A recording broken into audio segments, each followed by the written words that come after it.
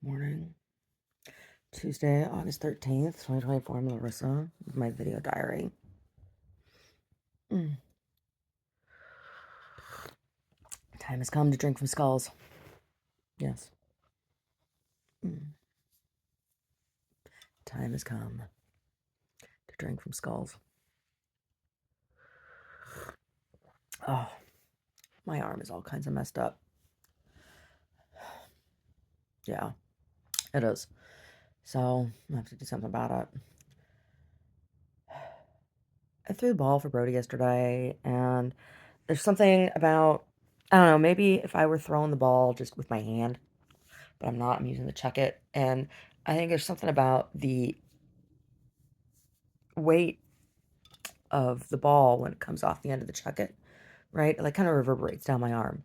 Reminds me of like when I was hammering. So when the thing in my arm popped, in my thing in my back popped, right? Like before that, I don't know, a little under a year before that, I had broken this arm, right? Broken it like 3 places. No, I did not go to the doctor because the doctors never do anything, right? Case in point, when I went to the emergency room for the muscle that tore in my back, and they did nothing for me. Oh my God. So I set it myself. I put it, I tied it up in a sling for a few days, and I probably should have tied it out this way. But I got back to work too fast, right? And so it didn't heal right. And there's something that's not connected right, muscle wise, right? I think there was something torn in the arm too. Anyway,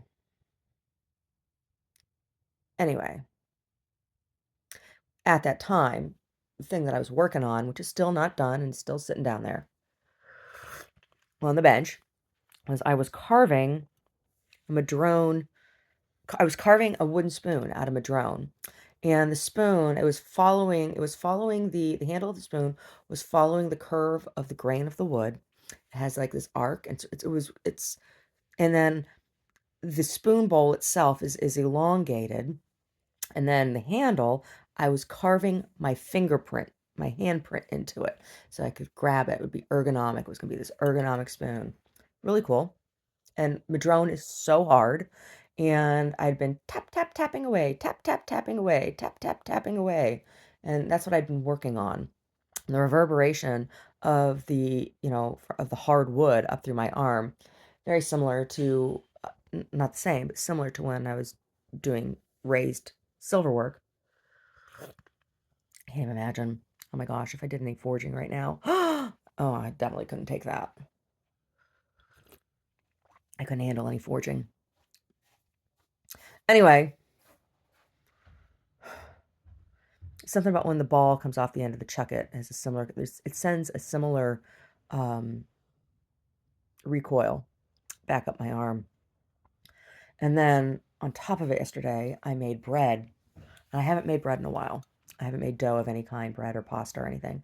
I made bread yesterday, and it was an experiment, and it worked really well, and I'm really excited about it. I am.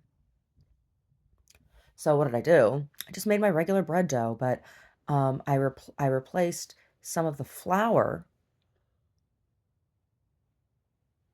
with psyllium husk, right? And it felt like it was shortening the dough, right? It felt like it was shortening the dough the same way, like if you use a higher concentration of spelt flour or a higher concentration of rye flour, it felt like it was shortening the dough. And the dough was stiffer when I kneaded it in. So I didn't add the psyllium husk in at the beginning of making the dough. It was the last thing I added into the dough. So the dough had already started come together and was pulling away from the bowl and everything, and the lignins were developing, right? But it was still a little wet, and so I added in the psyllium husk, and so it's like a sixth of the of the flour is psyllium husk in this bread recipe that I made yesterday. So that's a significant amount of fiber that I added to that bread. Significant amount.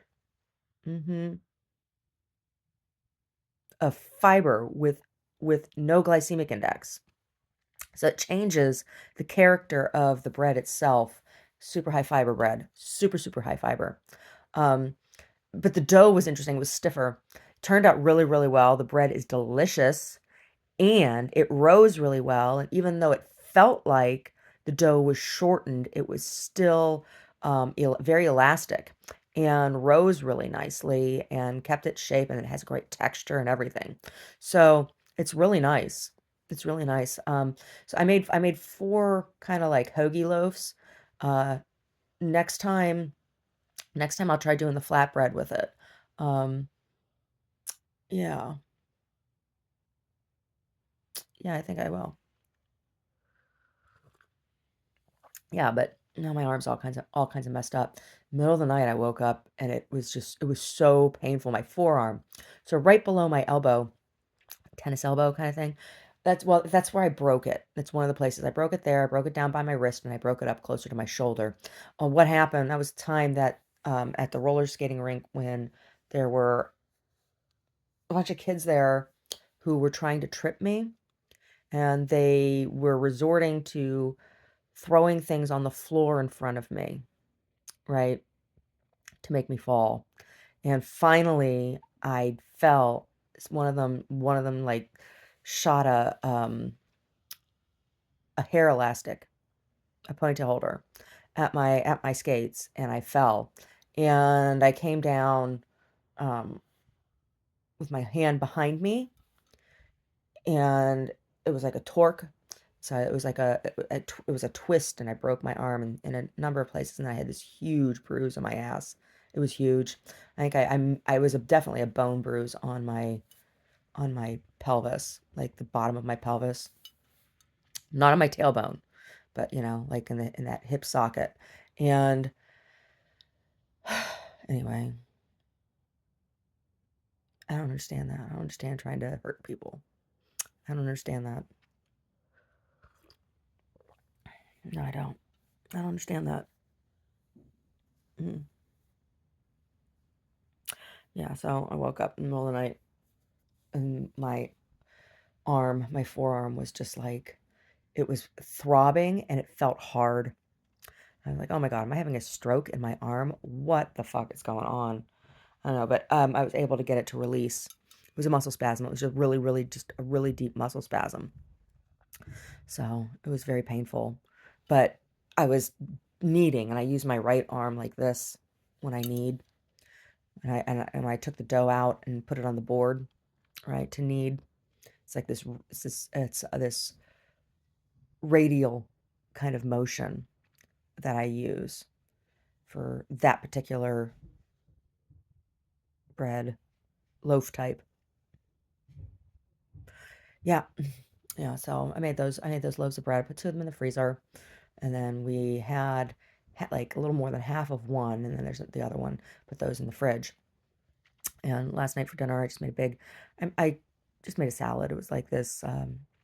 Oh, Whole Foods has a new frozen falafel patty that's pretty good. It is. It is pretty good, and it's a nice protein substitute. So that I leaning more towards the falafel patty over like other Tofurkey products or whatever, because there's the Tofurkey products are super processed, right? And falafel, it's chickpea and bulgur wheat and herbs, right? And spices. That's what a falafel patty is. So that's less processed. It's less processed, right? Um, so yeah, I had falafel patties and I made a salad. I had tomato, cucumber, red onion, you know the deal. You know the deal if you've been to restaurants in the Detroit area. You know the deal if you've been to Greektown. So, yeah, and then I had some labneh and I put some chives into the labneh and some sesame and lots of garlic. Oh my God. It was the other thing when I woke up with my arm hurting. I was like, garlic. Yeah. Yeah, but the bread experiment was really good. So I will definitely be doing that more.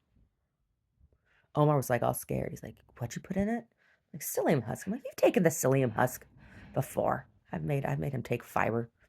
He's like, "What is the fiber for? What is it?"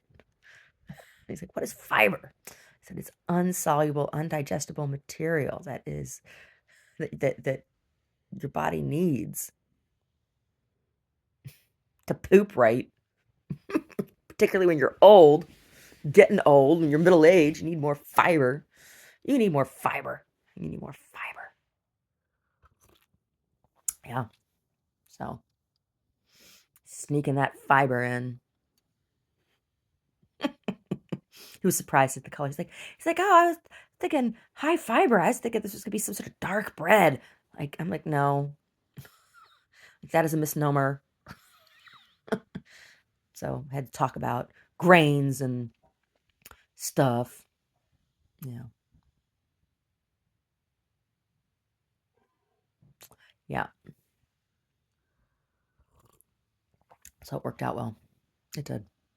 I got laundry done, some laundry done yesterday. And what else did I do yesterday? Oh, my new lease finally came in. It came in late, so I didn't look it over. I'll look it over today. Got a bunch of stuff I got to do today. Today is a Be Nice to Larissa Day. It is a Larissa Be Nice to Larissa Day. That's what today is. I have those every now and then. It's a Larissa Be Nice to Larissa Day. Because somebody's got to be. Yeah. Somebody's got to be. Oh.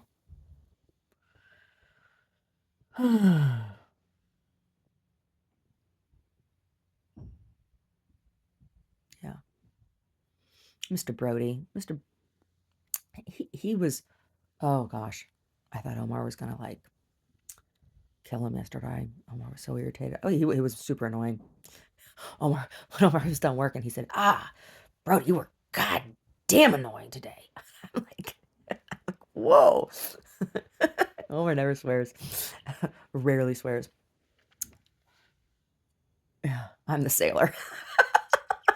But Brody was super annoying. So like PG&E contracts with Davy Tree Service to trim trees around power lines in the state of California.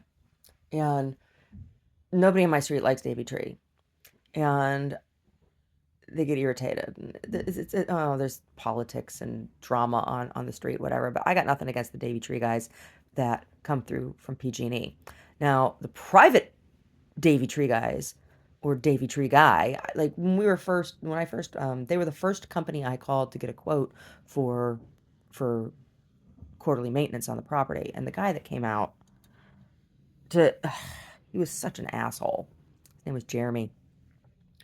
Uh, anyway, so it's two divisions of the same company, and the I feel bad for the guys that work on the corporate side, on the PG&E side, because the way that the other guys are kind of pisses everyone off, and then the fact that they're associated with PG&E, and a lot of people in California really, really, really hate PG&E. I mean, yeah, there's reasons to be irritated with them, but like guys coming out to fucking trim trees or on power lines, that's a dangerous job. And I'm glad that they're cutting those trees and I'm not paying for it, right? Like that.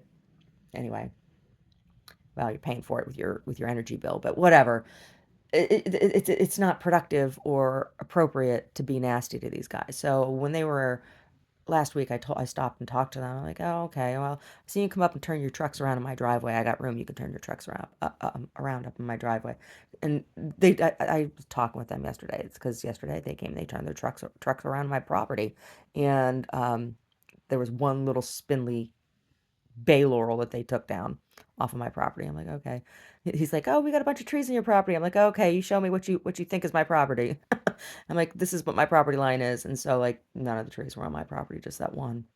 Um, but Brody was having a fit, barking, barking, barking, barking, barking, barking, barking, barking, barking, barking, barking. He's like, those aren't our tree guys. What are you doing letting those tree guys up here? Barking away. Because it's Mia Bella. Mia Bella is who does our quarterly work here. And Brody knows those guys. He's like, I don't know these guys. Who are these tree guys? Brody was like all the other people on the street, being nasty. They told me I was the only one who's nice to them. I said, yeah, well, I said, the only thing that anybody else on the street can totally agree on together is that they all don't like me. So, yeah. Anyway.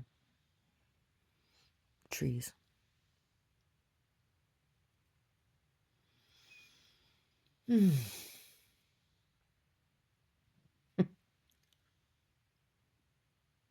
Got to sing Pour un Amour yesterday.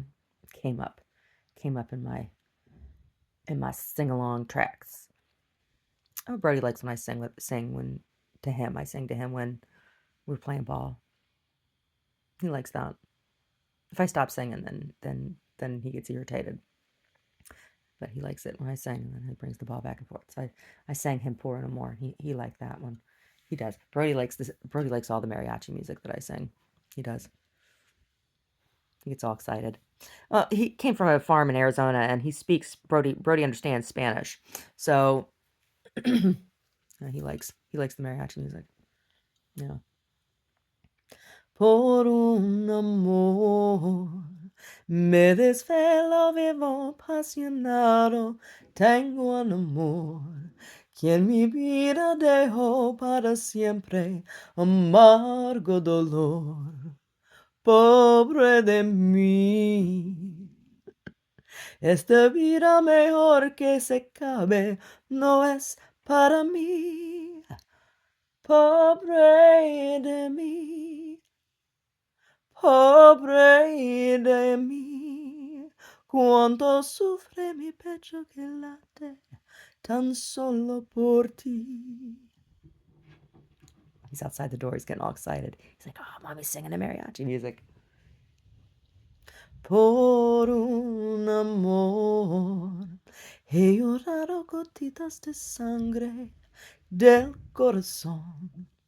Me has dejado con el alma herida sin compasión. Pobre de mí, esta vida mejor que se cabe no es para mí. Pobre de mí.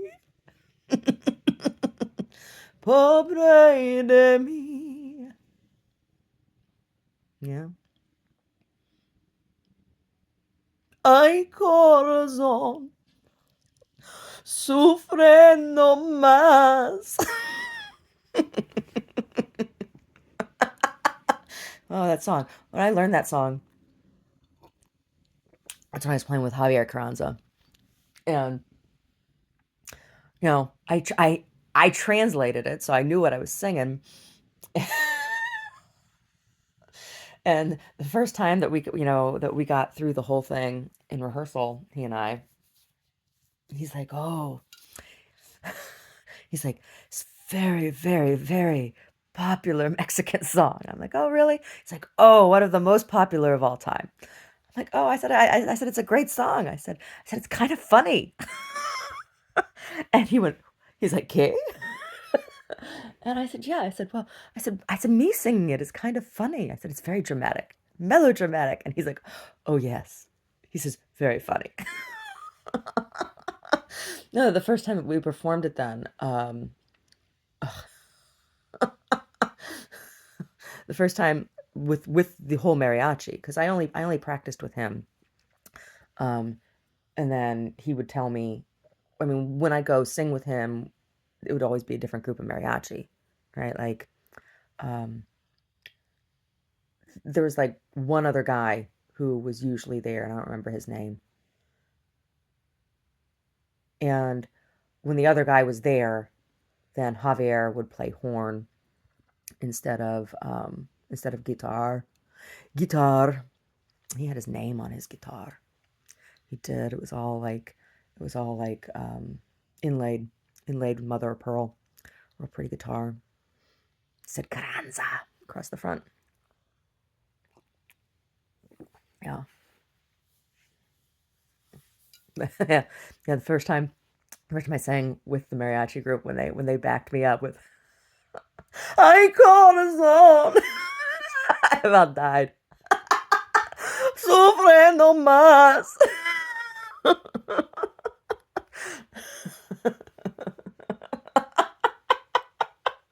Yeah. Cuando sufre mi pecho que late tan solo por ti. Yeah.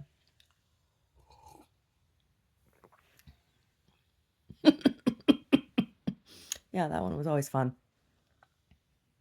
And La Cigara was always fun. Ooh, everybody clapped for that one. That's a hard song. Yeah. La Cigara. The cicada. Oh, it's the song's a metaphor. It's a poem, so it's about being away from your love and being in the middle of the night, and oh, even the cicadas they mock me, and I can't sleep for longing for your love. Oh, I want to die. Oh, the beat of the guitar, yeah, like the whole thing. Un bongo, because La Sagara is an un bongo. Yeah. Ya no me cantes cigara, que acabe tu sonsonete. Stop your singing, cicadas. I don't need your serenade.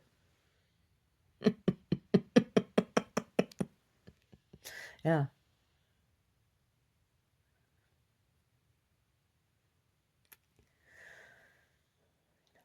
Como un puñal en la mente, sabiendo que cuando cantas, pregonando vas tu muerte. Marinero, marinero, dime si es verdad que sabe, porque distinguir no puedo si el fondo de los mares hay otro color más negro del color de mis pesares. Ay, la la la la. Oh my God. Yeah, that song is super dramatic. Yeah.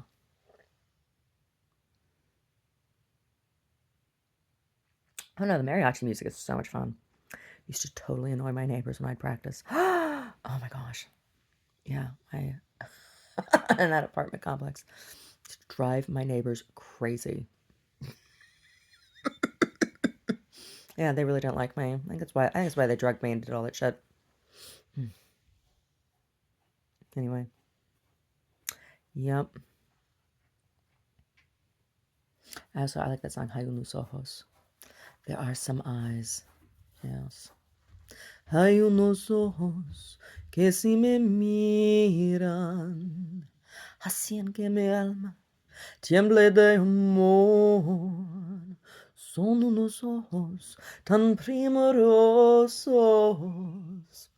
Yeah, that song has some Cuban beat influence. Um, yeah, there's this dance that there's this dance that where you slide your foot in. Oh, it's kind of like a flamenco, but it has a couple stomps. But that song, the meter for that song, it's kind of like that. It's like a cross between uh, flamenco and tango, and there's a oh the strum. I don't know when I was singing all the Spanish music in church, I really enjoyed singing cumbia style music. Yeah, yeah. It's this weird like offbeat kind of thing. Yeah. Slight variations. And then all the people that didn't show up for rehearsal would show up on Sunday and would just chug through everything, and it's like all of the nuance that we worked on in rehearsal. It's like, oh, okay. It's like dipping it in ranch dressing. Here comes the rancheros.